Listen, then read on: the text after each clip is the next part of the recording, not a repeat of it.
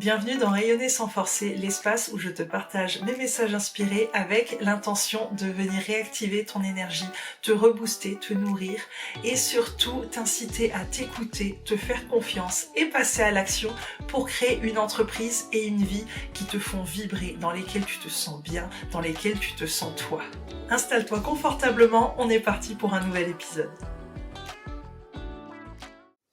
Aujourd'hui, j'avais envie de te parler du signe que j'observe à chaque fois que c'est le moment d'opérer un réajustement dans mon entreprise. Des moments un peu d'aiguillage où je sentais qu'il y avait des décisions à prendre.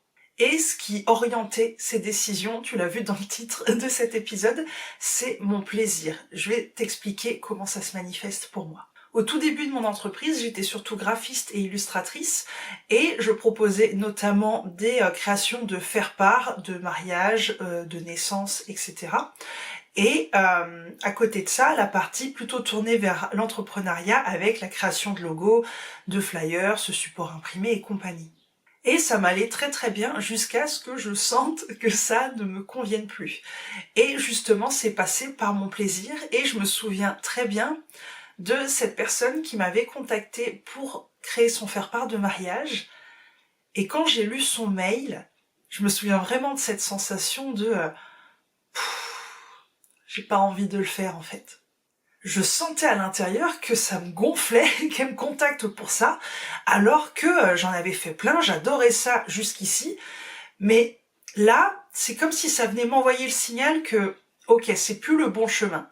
J'adorais faire ça jusqu'ici, mais là, c'est plus le bon chemin. Et c'est souvent comme ça que c'est arrivé à moi, ce signal de mais en fait, j'ai plus envie de faire ça. Quand bien même j'avais envie jusqu'ici. Quand bien même ça me faisait plaisir, quand bien même avant, quand on me contactait pour faire un faire-part, j'étais trop contente et trop enthousiaste. Bah là, je me souviens vraiment de ce mail et de cette sensation de j'ai pas envie. Ça m'enthousiasme pas. J'ai pas de plaisir à l'idée de le faire, c'est plutôt un truc qui me gonfle et que je traîne des pieds. Et dans mon éthique, en quelque sorte, dans mes valeurs, j'ai ce truc de pas me forcer. Déjà pour moi, parce que si j'ai créé mon entreprise, c'est pour faire ce que j'aime, c'est pour y prendre du plaisir, mais aussi par respect pour la personne en face. Parce que j'estime que si je dis oui pour créer son faire-part alors que ça me gonfle, bah je le fais avec quelles intentions derrière? Je le fais juste pour l'argent, et donc il y a ce côté où je vais m'engager vis-à-vis de la personne qui va me donner de l'argent, alors que j'ai pas envie de faire son truc. Et ça, éthiquement, moi, ça me dérange. Donc tu vois, c'est un des premiers moments dans mon entreprise où je me suis dit, ok, là, il faut arrêter ces services-là, parce que c'est plus aligné avec où j'en suis et avec où j'ai envie d'aller. Et c'est le moment où j'ai décidé d'arrêter tout ce que je proposais pour les particuliers, pour vraiment m'orienter vers les entrepreneuses, parce que c'était là que j'avais envie d'avancer. Ce signal, il est revenu à un autre moment quand j'ai senti que c'était le moment de m'éloigner du graphisme et du web design parce que j'avais besoin de donner plus de place à l'accompagnement. Donc ça, c'est il y a quelques années en arrière. Je pense à une personne qui m'avait contacté pour me proposer un projet de rêve en fait. Vraiment le truc qui m'aurait apporté des clientes régulièrement sans que j'ai rien à faire. Ça m'aurait donné énormément de visibilité, ça m'aurait vraiment encore plus placé comme la web designer des entrepreneuses, une place que j'étais déjà en train de bien me faire à ce moment-là. Et donc sur le papier, comme je te dis, c'était vraiment le super projet de ouf. Mais plus ça avançait, plus je sentais encore une fois cette lourdeur, ce truc dans mon corps qui se crispait, qui était lourd, et ouais, encore ce signal de c'est pas le chemin. Quand bien même ça serait une réussite toute tracée, quand bien même ce serait confortable dans le sens où, comme je disais, hop, le chiffre d'affaires, les clientes, tout se serait mis en place, c'était c'était un projet de rêve. Mais à l'intérieur de moi, je sentais que ça se crispait vraiment et que c'était pas vers là que j'avais envie d'aller. Et c'est ce que j'ai envie de déposer par ici, c'est que des fois, le chemin qui t'appelle, c'est pas le plus simple. Des fois, ce serait beaucoup plus facile et beaucoup plus confortable de prendre le chemin, de continuer le chemin où tu es, de rester sur les rails. Et en fait, c'est dans ton corps que tu vas sentir si c'est vraiment juste pour toi ou pas. Si finalement le chemin le plus confortable l'est vraiment. Si c'est confortable sur le papier, si c'est confortable au niveau de l'extérieur, mais si à l'intérieur ça te fait vraiment vibrer, si c'est vraiment là où tu as envie d'avancer en fait. Et donc plus j'avançais dans ce fameux projet, plus je sentais que c'était comme une cage qui se refermait sur moi, c'était ultra oppressant dans comment je ressentais le truc, et donc j'ai préféré dire stop, couper ce projet-là, et du coup c'est là où je me suis dit, ok, maintenant t'as besoin de donner plus de place à l'accompagnement, parce que le graphisme et le web design, c'est pas là que t'as envie de t'expandre maintenant. Et encore une fois, c'était vraiment pas le chemin le plus simple parce que en tant que graphiste, que web designer, j'avais mon assise, j'avais des clientes qui venaient ultra régulièrement sans que je fasse rien parce que le bouche à oreille était complètement mis en place. Enfin voilà, encore une fois, c'était pas le chemin le plus simple de dire ok, je vais m'éloigner de ces rails que j'ai bien mis en place pendant des années et qui roulent tout seuls parce que finalement, j'ai plus envie d'aller par là-bas. C'est le moment où j'ai annoncé officiellement que j'arrêtais le graphisme et le web design. Ça a été le cas pendant un temps et puis finalement par la suite ça m'a manqué, j'y suis revenue. Mais encore une fois, tu vois, c'est toujours cette notion de plaisir, de qu'est-ce qui m'enthousiasme, où est-ce que j'ai envie d'aller. Et donc j'ai pris cette décision de faire un autre chemin. C'est ce chemin-là qui m'a permis de comprendre qu'est-ce qui me plaisait dans le graphisme, pourquoi j'avais envie d'y revenir, comment je voulais y revenir en réajustant les choses. Et donc, quelques années plus tard, hop, chemin inverse, mon plaisir, mon enthousiasme me ramenait vers le graphisme et le web design. Donc tu vois, il y a aussi cette notion de suivre sa joie, suivre son plaisir, s'autoriser à faire des détours, s'autoriser à partir explorer, mieux se connaître, mieux se comprendre, prendre des nouvelles informations, des nouvelles expériences et peut-être revenir en apparence au point de départ, mais en fait ce sera jamais le point de départ parce que toi tu auras forcément avancé sur le chemin. Tu reviendras jamais en arrière, tu reviendras jamais au même point. Et si je te fais cette vidéo aujourd'hui, c'est parce que tout récemment, j'ai une nouvelle personne qui m'a contactée pour l'accompagner dans la création de son identité visuelle et de son site. Et j'ai senti, tu vois, ce truc de ça m'enthousiasme pas de dingue. Pourtant la personne sur le papier, c'est vraiment elle est pile poil dans ma clientèle. Le projet il est chouette et j'aurais fait un truc super chouette. J'aurais fait du bon boulot, ça aurait été propre. Mais tu vois, dans l'énergie derrière, bah il y aurait eu un côté je le fais bien, mais je le fais pas avec cette vibration et cet enthousiasme que la personne mérite en face. Je le fais parce que financièrement c'est intéressant, parce que je sais le faire, parce que voilà, la personne sera contente. Mais tu sens comme il y a un côté un peu tiède et un peu ouais, je peux le faire. Et tu vois, j'ai eu un signal supplémentaire quand cette personne a choisi de ne pas travailler avec moi et quand ça m'a fait presque un soulagement. Bon bah cool. Alors que en temps normal, j'ai envie de travailler pour ce genre de projet, j'ai envie d'accompagner ce type de personnes-là, ce type de projet-là. Et quand on te dit non, c'est plutôt un petit ah, bon bah tant pis. Là, le mot qui me vient, c'est vraiment un soulagement et un ok, j'ai pas à me prendre la tête avec ça, je peux continuer mes autres choses. Et donc encore une fois, pour moi, là, c'est le signe qu'il y a un réajustement à faire. Est-ce que je laisse cette porte ouverte là, alors que quand les gens viennent, j'ai envie de la fermer? Et c'est pour ça que là, actuellement, je suis en train d'opérer ces réajustements, notamment en remettant mon site complètement à plat, parce que pour moi, je peux pas laisser des espaces ouverts si j'ai pas envie vraiment d'y accueillir les gens. Et ce dont j'avais vraiment envie de parler ici, c'est justement ce signal, ce truc où quand on t'amène quelque chose, est-ce que ça te fait plaisir? Est-ce que ça te fait vibrer? Est-ce que ça t'enthousiasme? Est-ce que tu as envie de danser, de sourire? Tu te dis « Waouh, trop bien !» Ou est-ce que c'est tiède? Est-ce que, bah écoute, tu peux le faire? On te le propose, donc bah oui, j'y vais. Ou est-ce que le niveau encore en dessous, t'as pas envie de le faire, mais tu te forces? Et donc, c'est aller observer qu'est-ce qui se joue derrière. Et est-ce que tu as vraiment envie de continuer à nourrir ça?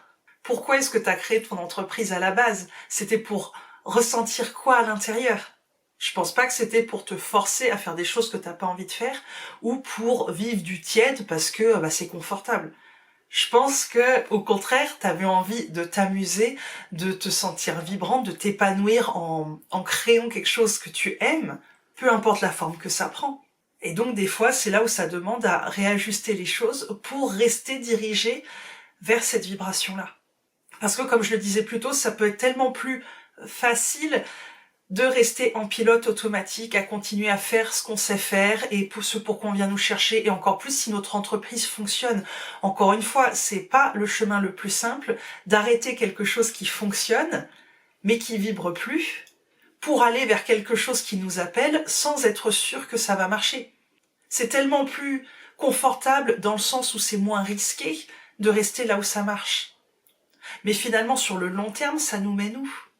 C'est comme ça qu'on voit des personnes qui, dans le salariat, font le même travail depuis des dizaines d'années alors qu'elles aiment pas ce qu'elles font.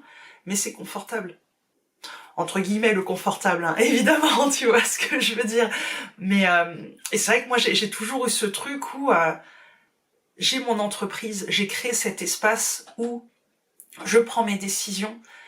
Donc, je prends les décisions qui m'amènent vers là où ça vibre, vers là où je m'épanouis, vers là où je m'amuse, vers là où je vais donner le meilleur de moi-même avec les plus belles intentions à mes clientes et pas juste faire pour faire parce que ça fonctionne, que ça amène de l'argent et que, voilà, pourquoi changer les choses. Pour moi, il y a vraiment une notion d'éthique envers nos clientes à leur proposer des choses qui nous font plaisir d'abord. Et tu vois, ça me fait penser souvent à cette peur liée à la vente d'arnaquer la personne, de dire je veux juste ton argent, donne-moi ton argent, et puis tu sais ce truc un peu de d'arnaqueuse, souvent c'est le mot qui revient. Et pour moi justement quand tu commences à vendre quelque chose que t'as pas envie de faire, dans lequel tu crois pas complètement parce que tu veux l'argent de la personne, si je grossis le trait, ça vient nourrir ce truc où éthiquement tu sens que t'es pas complètement aligné avec tes valeurs. Tu sens que tu le fais pas avec de belles intentions selon ce que toi t'as envie de donner à la personne en face. Et c'est challengeant parce que les personnes peuvent venir te chercher pour ce que t'as envie d'arrêter. C'est là où il y a vraiment de la foi à garder dans le processus. Se dire, ok, je vais arrêter quelque chose qui marche pour lequel on vient me chercher parce que je sens que c'est pas le bon chemin. Maintenant en tout cas. Ça a pu l'être, ça pourra le redevenir, mais là, à cet instant T, c'est plus le bon chemin. Et je trouve qu'il y a vraiment cette écoute à avoir pour se recalibrer. Tu vois, c'est vraiment comme un petit truc où faut se recalibrer. Des fois, c'est peu, des fois, c'est des grandes décisions. Tu vois, là, je t'ai donné des grands pivots, mais des fois, c'est juste des petits recalibrages pour toujours rester connecté à ce qui vibre pour nous, connecté à ce qui nous appelle. Notre entreprise, c'est un merveilleux espace pour explorer tout ça, je trouve, et c'est à nous de justement d'être à la barre, de tenir les rênes et de réajuster. Donc si actuellement tu sens que tu es dans cette zone un peu tiède, voire vraiment lourde dans ton entreprise, va observer quelles sont les choses qui finalement ne vibrent plus. Quand bien même ça marchait, quand bien même ça marche peut-être encore, mais en fait ça vibre plus. Et où est-ce que, au fond, t'as envie de te diriger ? Des fois, on va se raconter qu'on sait pas. Je sais pas quoi faire, je sais pas où aller. Moi, j'y crois pas. Je pense qu'on sait toujours, mais que des fois, on n'aime pas écouter. Donc, si au jour d'aujourd'hui, tu devais réajuster les choses, où est-ce que le changement demande à se faire ? Et comment est-ce que tu peux le mettre en place ? Le premier pas, le deuxième pas, le troisième pas, en gardant ta zone de confort, sans passer dans la zone danger, pour réajuster. Parce qu'il y a quelque chose que je voudrais rajouter aussi, c'est que des fois, on sait qu'on n'est pas très bien où on est, mais il y a cette peur de l'inconnu. Il y a, oui, mais à quel moment je vais lâcher ça sans savoir ce qu'il y a de l'autre côté ? Tu sais pas si ça va marcher. Quand j'ai arrêté le graphisme et le web design la première fois, clairement, mon entreprise, les résultats ont dégringolé. J'avais un succès complètement établi et solide dans le graphisme et le web design, et j'ai lâché tout ça pour partir dans autre chose sans forcément préparer le terrain. Et oui, j'ai sauté dans l'inconnu. L'inconnu, il était beaucoup moins confortable que là où je me trouvais. Donc il y a clairement cette peur de ok, je vais lâcher quelque chose sans savoir ce qu'il y aura de l'autre côté de la porte. Mais ce qui est sûr, c'est que là où tu es, aujourd'hui, tu te sens pas bien. Aujourd'hui, ça vibre plus. Aujourd'hui, il y a des choses qui demandent à être modifiées. Donc tu sais pas ce qui va se passer en les modifiant, voire même en les lâchant complètement. Tu connais que là où tu te trouves. Mais ce qui est sûr, c'est que là où tu te trouves actuellement, ça ne te va plus. Tu n'es plus bien. Donc soit tu y restes, et dans ces cas-là, où est-ce que ça va te mener ? Tu restes sur les rails, et les rails, tu les connais. Ils vont pas.